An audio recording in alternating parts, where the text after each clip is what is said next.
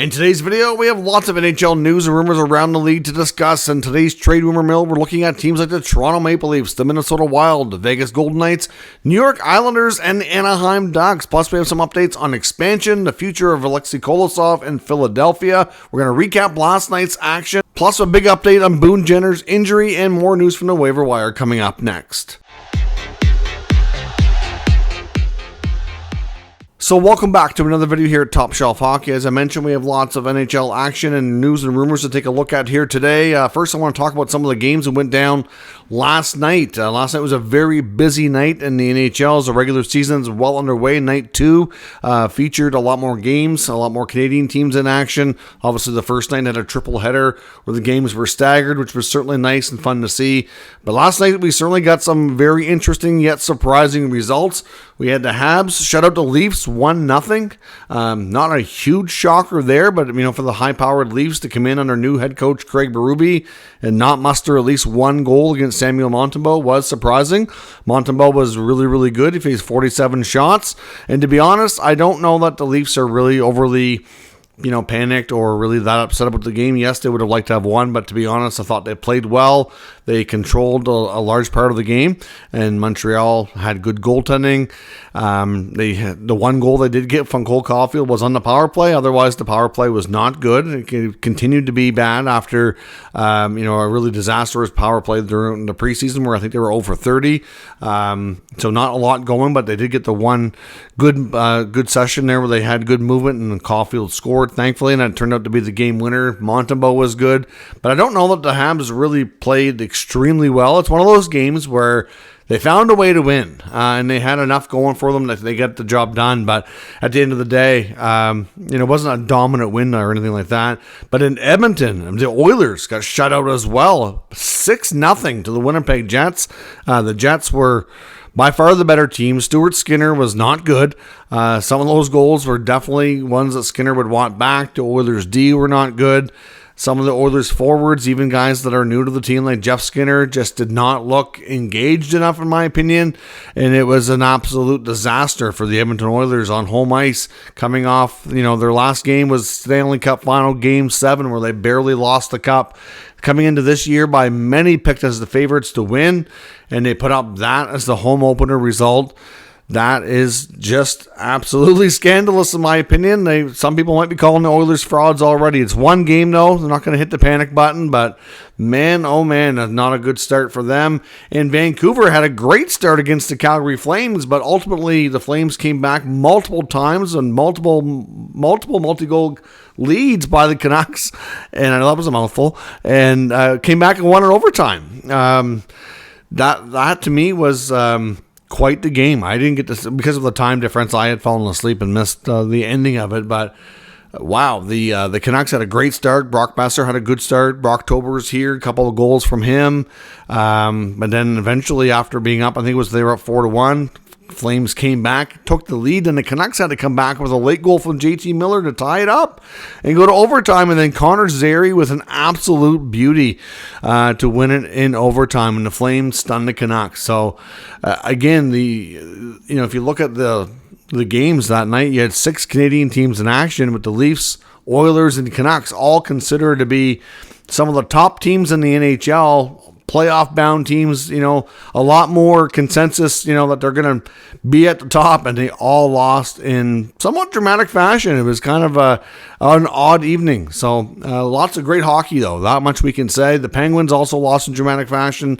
to the New York Rangers. They got themselves shut out. The Rangers absolutely dominated that game. The Pittsburgh Penguins did not look good at all. So we'll see how tonight goes. More home openers getting underway, and lots of great hockey tonight. Lots more games on the action for Thursday night. The Tampa Bay Lightning, their home opener, which is scheduled for this Saturday against the Hurricanes, is going to be postponed. Of course, that's because of the hurricane recovery process that's going on now after Hurricane Milton made its landfall last night. There is a lot of damage, a lot of cleanup to be done around the Tampa area and other parts of Florida that were impacted by this monster storm that came through.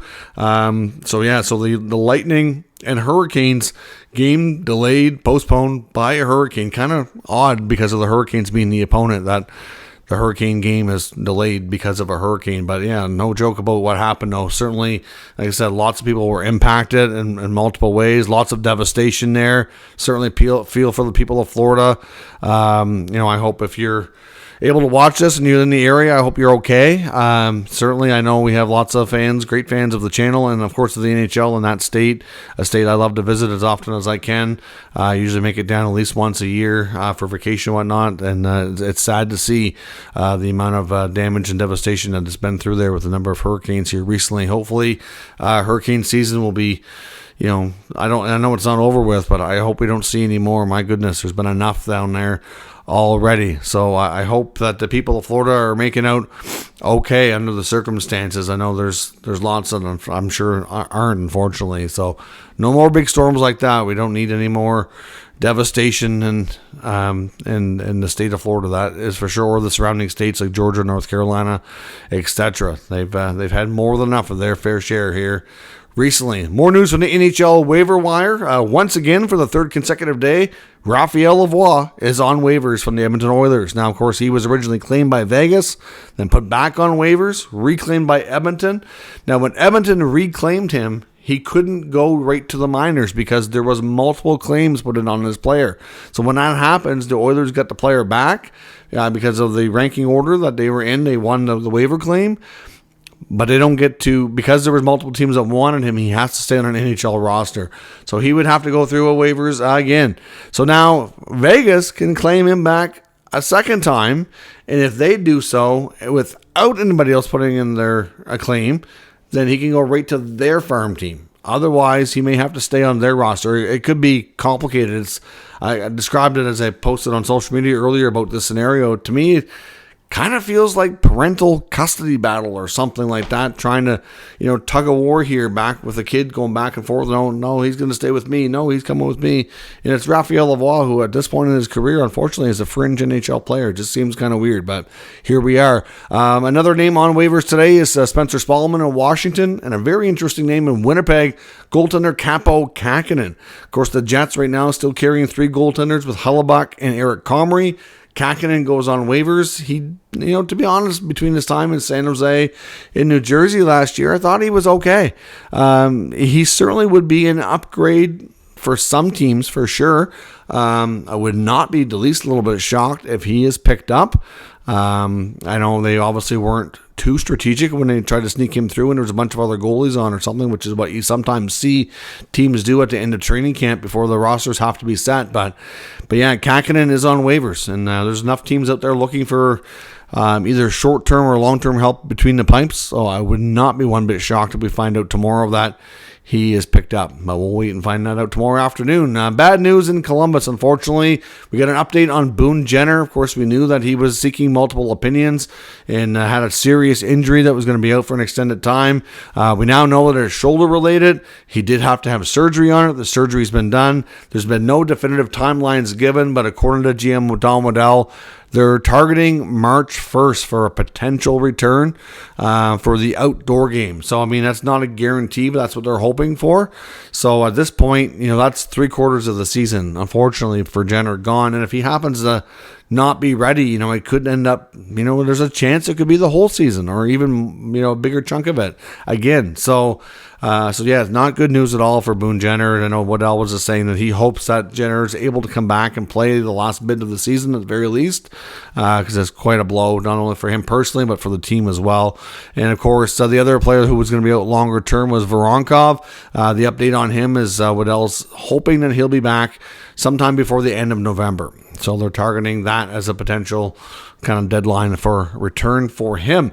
The Philadelphia Flyers and goaltender Alexei Kolosov, of course, we know he came back from Russia, wasn't going to go to training camp, and Kolosov eventually did come back over. According to Elliot Friedman, there is a deadline, though, where he can basically head back to the KHL, and it's the end of October. So they have until the end of October, about another 3 weeks roughly, to convince him of their plan for his development and to get NHL time. Otherwise, if they can't convince him and sell him on why he should stay, that he's got a release in his contract to head back to the KHL. So we will see what the future holds for Kolosov in Philadelphia. Dave Pagnotta on some expansion talk. Obviously, we know the NHL has not officially come out and really commented anytime Bettman has discussed it or been asked about it. He said that it's not on the radar at the moment. There's nothing official going on. But Pagnotta indicates that Atlanta and Houston are by far heading away, leading the way for to be teams number 33 and 34. We know there's multiple groups in each city that want to bring a team there. So obviously, in their huge markets, and because of the size of their markets, and right now the stability and viability of those groups, they do seem to be by far like head and shoulders above everybody else. I know that he once again touched on Quebec City. I know a lot of people ask about Quebec City. They've been trying to get into the NHL for a long, long time. They took it upon themselves many years ago to build an NHL arena without having any firm, action from the NHL to get back in. They've had the arena built for some time, but of course it is still a smaller market. There's not a lot of corporate money there. As much as the fans would be very keen to support it, I have no doubt there's certainly other challenges that would be faced there. For example, if you look at Winnipeg, similar size market as Quebec City, and they obviously were having a little bit of nothing too major, but there was some attendance concerns last year. And if you start running into that, where it's such a gate-driven market for the team being profitable, if that does dip because of prices or whatnot, then it can get challenging. Like I said, there's not a ton of corporate money in that area, so he feels that Quebec might have to wait again and not be given one of the next two teams, but maybe if they go to 35, 36, that maybe there'd be a chance there. He also mentions that there's several other markets in the United States that have expressed various levels of interest, including Oklahoma City, Omaha, Portland, and San Diego have all had groups express, like I said, various levels of interest, and that would be, love to have a host an NHL team. So we'll see. I'm not sure, like I said, how the formal expansion process is going to go when it's time, but certainly Atlanta and Houston seem to be well on their way when it is made official. Tonight we're going to see the debut of the goaltender for the Toronto Maple Leafs, Dennis Hildeby, of course, with Joseph Woll coming down with stiffness, lower body stiffness, or whatever they called it. They put him on IR for 7 days. Obviously, Stolarz had to play against the Habs, with it being a back-to-back to start the season. It was expected that we'd probably see Hildeby tonight. I know earlier today there were some reporters saying they thought Stolarz was going to go again for the back-to-back, and to be honest, I don't think that's a wise move.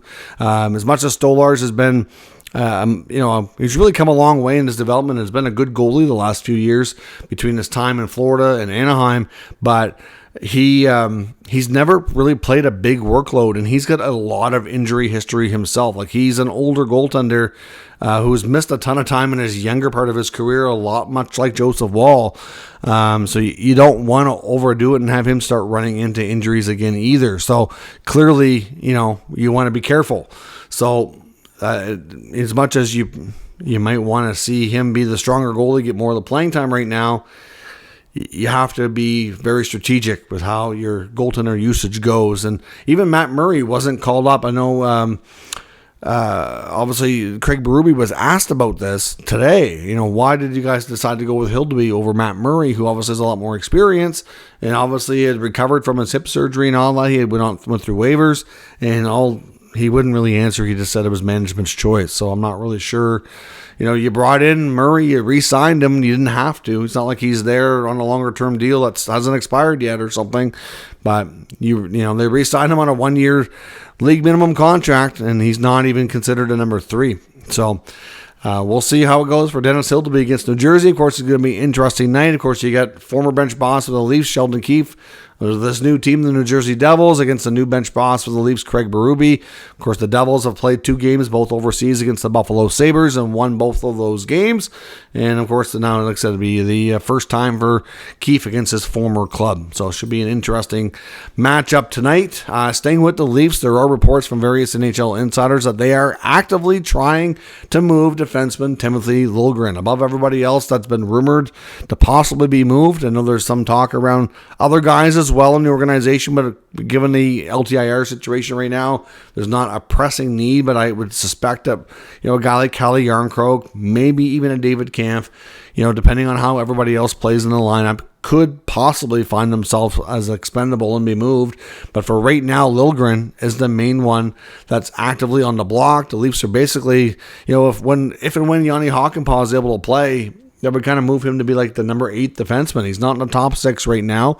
You've got 3 right shot defensemen, 3 guys playing the right side, including Tanev and Timmins, both playing ahead of him right now. Like I said, if Hakanpää comes back, he's kind of considered your number 7. So, there's just not, he didn't have a great camp. I know that doesn't seem to be really, with the current coaching staff, real high on him. So, I think Liljegren's time in Toronto it's hard to say. It may not be over because it depends on when they figure out a deal, but it's very limited for sure, and I suspect he's not going to see much playing time. If they do have an extended time here finding a deal for him, they may have no choice but to play him to kind of showcase his abilities and hope that he does okay to generate some interest. So the Maple Leafs definitely actively trying to shop defenseman Timothy Liljegren, who comes with a $3 million cap hit for this year and next. Right shot. He's had his moments, ups and downs, but, there's definitely going to be some level of interest, you would think, just depending on what the asking price would be. Now, all the other notes as well come from Elliot Friedman's latest blog, which it was titled 32 Thoughts, of course, but this week's edition had 29 thoughts in it. He talked a bit about Filip Gustavsson in Minnesota, another goaltender to watch. He said he widely expected Gustavsson to be traded during the offseason, going with the fact here that Marc-Andre Fleury was coming back for another season. And, of course, they have Jesper Wallstedt, who was, more than ready to, assume full-time NHL duty. And, of course, the Wild also extended Wallstedt's contract multiple years as well here just a few days back. So, certainly they have a strong belief in Wallstedt's ability. We know a 3-goaltender tandem doesn't really work the greatest, doesn't really give ample playing time. And it can be difficult for any of them to get into a rhythm here. So we'll see how Minnesota does, but it's still very much possible that Gustafsson could be somebody who's traded. Now, they don't have to rush into this. I mean, the only thing is do they really want to carry 3 goalies all year? Because if you think about it, Fleury's only really around for this year and then he's retiring. So, they could have a tandem of Gustafsson and Wallstedt next year. It's not completely out of the realm of possibilities there, but, depending on how he plays, could greatly determine what happens here. But definitely for teams that are looking for goaltenders and somebody who has, an ability to start that's not making, an amount of money that's going to break the bank, do look for Filip Gustavsson to maybe generate some interest. I personally don't see Minnesota being a playoff team this year. So if they're not, he could be a player that's moved throughout the year. So certainly something to keep an eye on. Other players mentioned by Friedman in his blog as being, possibly on the open market on the block here. I know, of course, he talks about Cam Fowler in Anaheim, how the St. Louis Blues were a team that were around him a lot during the offseason. Of course, the deal never got done. We know the Blues did manage to kind of revamp their blue line a little bit, but they certainly would like to do more of that.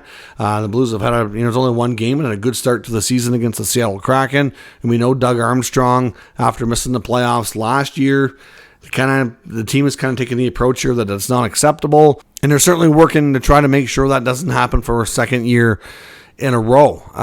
So obviously Fowler was a player of interest to them, but there's certainly been lots of other teams. We mentioned before that he was also linked to the Detroit Red Wings, which also makes some sense as well.